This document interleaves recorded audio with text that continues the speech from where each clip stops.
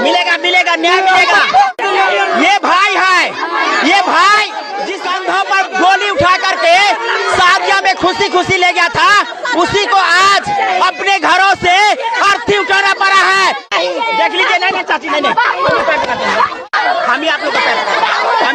दोस्तों ये वीडियो मिथिलांचल का है। देखिए किस तरह से अपराधियों का आए दिन खौफ बढ़ता जा रहा है। जहां दोस्तों आप लोग बिल्कुल सही सुन रहे हैं।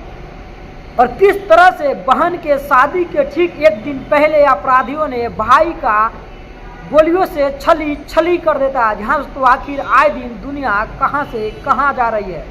आखिर सरकार क्या कर रही है कि आए दिन सिर्फ इस तरह से डेली 10 से 20 अपराधियों के द्वारा किए हुए मौत। दुल्हा कहना भी हमें अब शर्म लग रहा है। जिस घरवाली को रात्रि में सोते हुए अवस्था में गर्दन चाप के मार दिया हो तो उन्हें दुल्हा कहा जाए। यहाँ दोस्तों ये वीडियो मिथिलांचल का है। देखिए किस तरह से जिस लड़का को गोलियों से छली कर दिया गया, उसके बहन के कल के दिन शादी होता है और एक दिन पहले ही अपराधी बेखौफ घूमते हुए आता है और देखिए गोलियों से छली कर देता है। आज इसके भाई बहन और माँ का स्थिति इतना बुरा हो गया है और दोस्तों सारे लोग वहाँ पे पहुँचे हुए सिर्फ तमाशा देखने के लिए। लेकिन कोई भी ऐसा व्यक्ति न है जो कि अपराधियों के खिलाफ आवाज़ उठा सके। आज इसी की वजह से हमारा देश इतना पीछे जा रहा है। दोस्तों हम बात करें यूपी, बिहार, झारखंड के, तो दोस्तों अगर आप लोगों ने उठा करके देख लीजिएगा तो डेली का इस तरह का घटना नहीं तो कम से कम 50 से ज़्यादा आप लोग खौफ घूम रहे हैं।